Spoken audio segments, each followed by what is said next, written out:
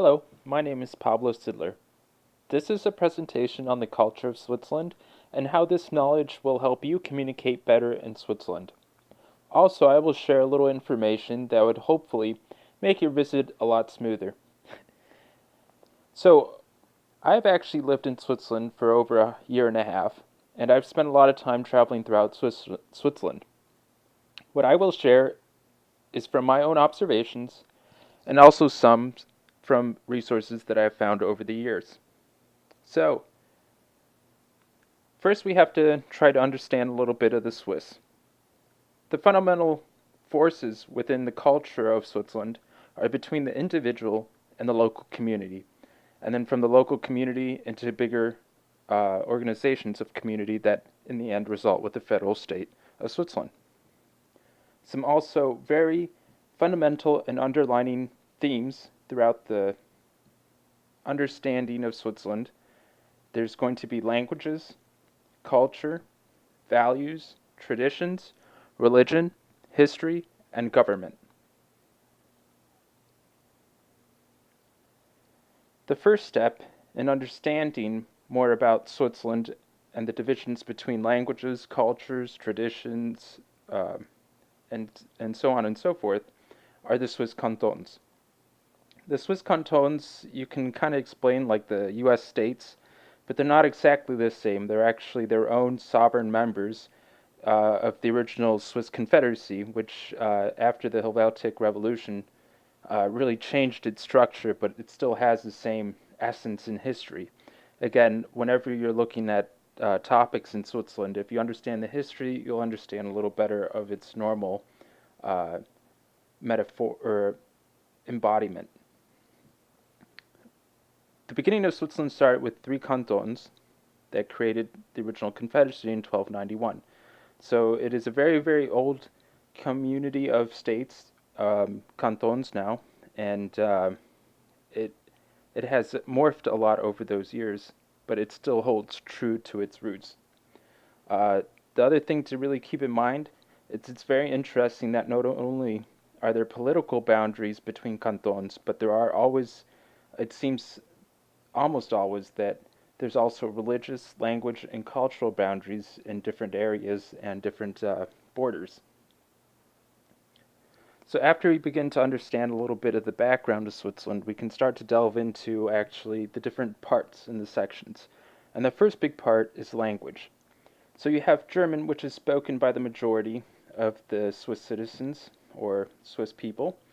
Then after German, you have French, and then after French is Italian, and then you have Romansh. And what's interesting is Romansh is spoken by so little people that there are actually about 4 or 5 more by percentage spoken languages than Romansh. But it's still a recognized official language, and business is done in one of these 4 or all.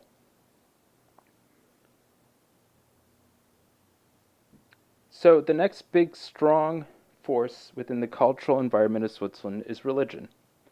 Out of the 26 cantons, only 2 where there is actually a very defined and clear separation between church and state. All the others actually do and practice a financial support of one of the traditional religious communities. There's 2 major religions that have a lot of historical and underlining ties to these cantons or communities is Roman Catholic and Protestant. So a lot of these values that the Swiss have stem from different things that we just touched upon and things we might speak about in a little bit in the future. We'll go deeper into some of these soon, but just to give you a quick overview at this time, the things to remember are time. Swiss are a very time-oriented person or people. They're very polite as well, and they have methods of showing respect and politeness. But it transcends many things in their communities. The other thing is their sense to community, like I just said, is they are always understanding what their desires or their reactions might cause around them in their own environments, so as nature or in their families or within their local communities or towns or even canton or even all the way to the step of the federal system. So now we'll go a little bit into some of these protocols or tendencies in the Swiss culture that actually are influenced by a multitude of the things that we just spoke about. So the first one is the greeting behaviors. This is something fundamental and something you will always interact with if you go to Switzerland or if you meet somebody from Switzerland. In essence, it's all about saying hello, or in German, grüezi, right? Or in French, bonjour, or in Italian, ciao. The first thing to remember is eye contact is very important in Switzerland.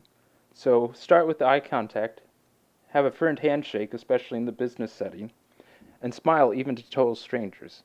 So if you're walking down the street, it's very customary and it's very common for people to say, grüezi, how you doing? Hope you have a good day, right? And remember, if you can only speak English, the majority of Swiss will understand if you say hello, and they will acknowledge that you're not familiar with their traditions and exact wordings of saying hello. But if you're trying, they admire that and they'll respect it. Also, one thing to keep in mind, it might not happen to you if you're business, but then again, it depends who you're interacting with. Some cantons might be more warm and outgoing than others. But if you meet somebody who's actually feels like you're part of family because you're so tight in the business, or they're a very close friend already that you've met a couple times, they might go ahead and actually greet you with 3 kisses on the cheek or just 1. So be aware, you've been warned. Another thing to keep in mind if you're going to Switzerland for business is your personal appearance. You can kind of define the way of dressing between business or pleasure. Is the function going to be a meeting, or is the function going to be having fun with your friends at a bar? Now, it's very customary for bankers and politicians to wear suits, but, it depends. What are you trying to accomplish with your appearance? Remember, if it's about pleasure, then it just depends on more of what's the activity you're doing. Are you walking? Well, you're going to wear walking shoes, right? No high heels. If it's raining, you're going to obviously have raining clothes or clothes for the rain. If not, then you're going to be appropriate for that condition. And so the Swiss are very logical. They're not going to expect you to be walking around in shorts if it's December. They won't expect that from you. So don't be afraid. You can usually figure out what you got to do before it happens. Again, like I said, we would delve into this a little deeper, but time. The Swiss are very time-oriented. It's very evident in their industry. The watch industry is major. But then also, if you visit Switzerland, you see every town has a clock on the church tower. So the other thing to keep in mind is if you're using the public transportation, it's very punctual. So make sure you're there on time or early. Otherwise, the train will go and it's gone. And the next thing you know, you're late for a meeting. So always be careful about that. Make sure that you're aware of time when it comes to people. If you're going to be actually meeting with some friends, just to hang out or something. So make sure you're keeping time in mind. So to wrap up some of these things, because again, the Swiss culture is very, very in-depth in so many different regions and areas that I could continue talking for many hours. So I'm just going to wrap up the majority, and I hope this gist of the information will at least give you kind of a good starting point to understanding more about the Swiss communication and culture. So I'm going to share now a handful of tips that I've seen myself and also some of the sources that I've read. We'll start with table manners because obviously the one thing that keeps all human beings alive is food and drink, right? So it would make very quick sense if you visit Switzerland, you're going to be eating with someone. So the first thing to remember is when you're drinking and you're eating, drink usually happens before the eating, right?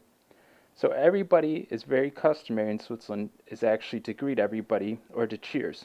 But in German we say zum Wohl, right? Or salut in Italian or French. Always remember when you're cheersing someone, you cannot drink until everybody, and I mean every single person in the group has actually gone through this process. And what it is you have direct eye contact as you clink your glass with somebody, making sure that you get the sound out of the glass.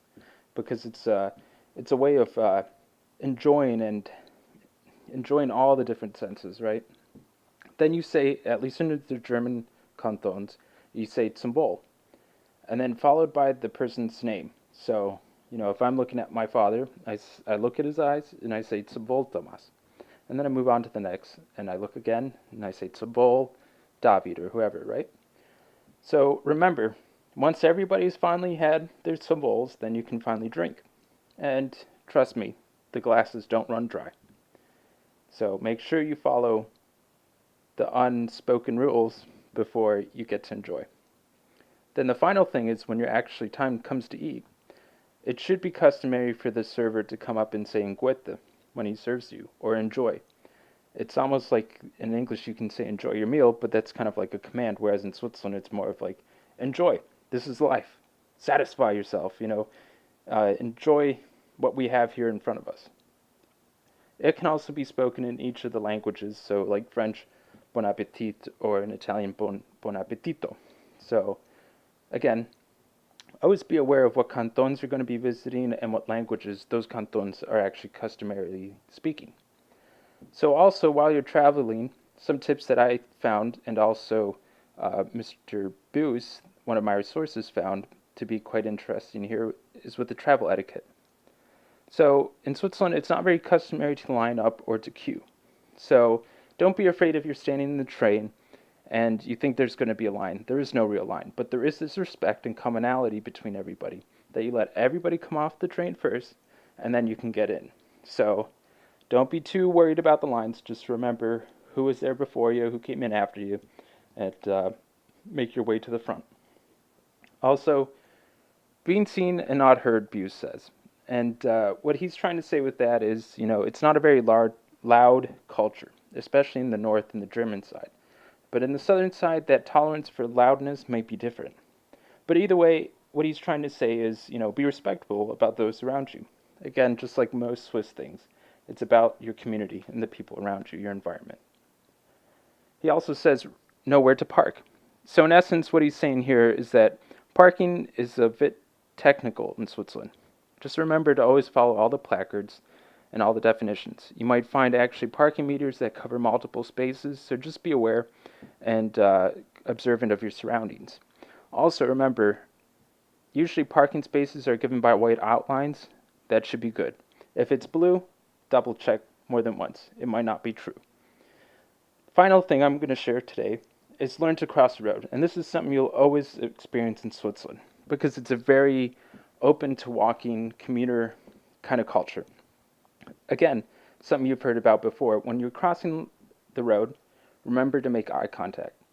Eye contact is so important for the Swiss, and here it comes into play again. When you come up to the crosswalk, which you cannot miss, they're bright and yellow, and everybody knows them, you want to make eye contact with the incoming traffic of the driver.